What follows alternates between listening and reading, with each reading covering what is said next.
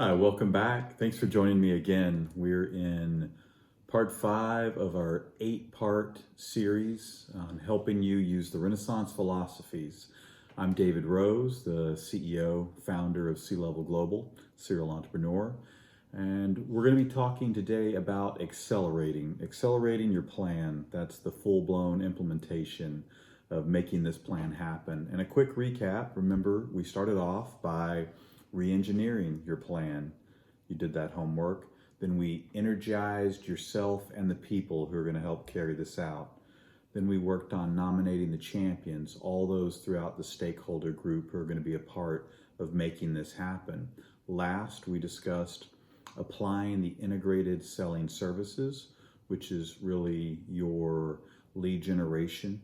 We talked about getting 7 modes to market working together, and now we're going to dive right in to accelerating. And so, naturally, by definition, accelerate means to speed up the body of motion or the rate of something traveling. And that's what you're doing. You're accelerating the plan, the doing part of making all of this come together to achieve your goals.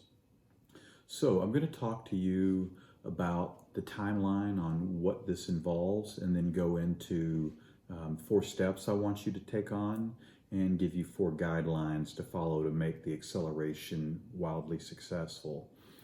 So this isn't something that's going to happen overnight. A lot of the pieces we're talking about in the Renaissance philosophy are all overlapping. And altogether, this is going to be about a 2 to 3 year process, but you'll see a lot of results along the way.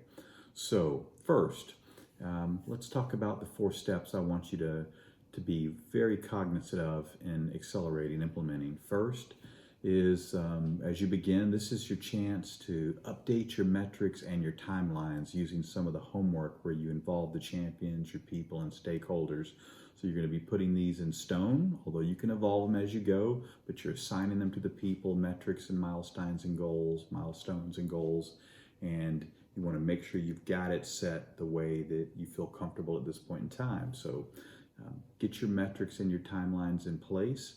Get everybody working on those. Second, assign senior champion or champions to manage the champions, and that's probably you.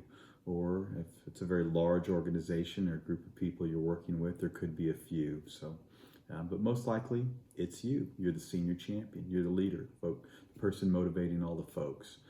And then there is communication. It's always going to be something we talk about. It's always critical. It's the number 1 complaint people have in organizations, almost always.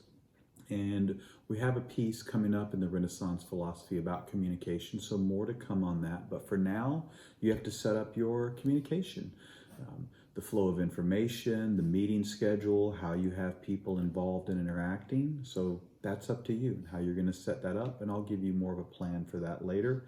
And the 4th step I want you to take is to establish the tools, the project manager tools and modes for doing this, such as maybe using things like Asana. You may have heard of that. Collaboration tools, there's plenty of them.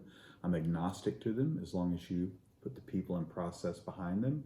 And you'll also need to set up some tracking tools around the metrics and the milestones. So for this, you can go to my website. I'll provide a link to some suggested tools for actually tracking the performance of the project management, but you decide on what is comfortable for you.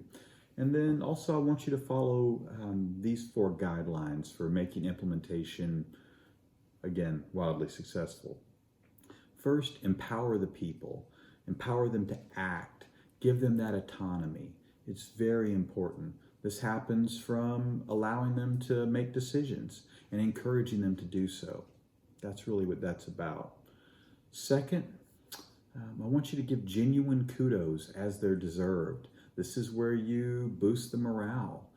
This is really impactful for your culture over time, and it's very encouraging to people. So give kudos and encourage your people to give each other kudos, and train your champions to give kudos. Third, I want you to place innovation at the pinnacle of everything that you do in implementing and accelerating. So with that at hand, keep in mind that you're going to constantly be encouraging innovation, have innovation meetings, and be rewarding people for innovations. And then the fourth guideline is measure, measure, measure. We've talked about the theory of accelerance, which is measuring the mission-critical individual metrics for people and assigning them into teams to simultaneously measure the team mission-critical metrics. So you're going to keep that in mind, and you're going to constantly be doing that. And we'll talk more about that when we get to the final stage, stage 8, the evolve process of the Renaissance philosophy. So having said that, I want to leave you with a quote from one of my favorite saints, Saint Francis of Assisi. Born in Italy in the late 12th century, he's the founder of the Franciscan order. He put it very wisely. You want to start by doing what is necessary, right? And then you want to move to what is possible. And then, before you know it, you'll be doing the impossible. So start what's necessary to do first, and then progress. And before you know it, yes, you will have accomplished the impossible and made your goals and milestones and exceeded them. So it's time for you to go get it, make it happen. I'll see you next time. Good hunting.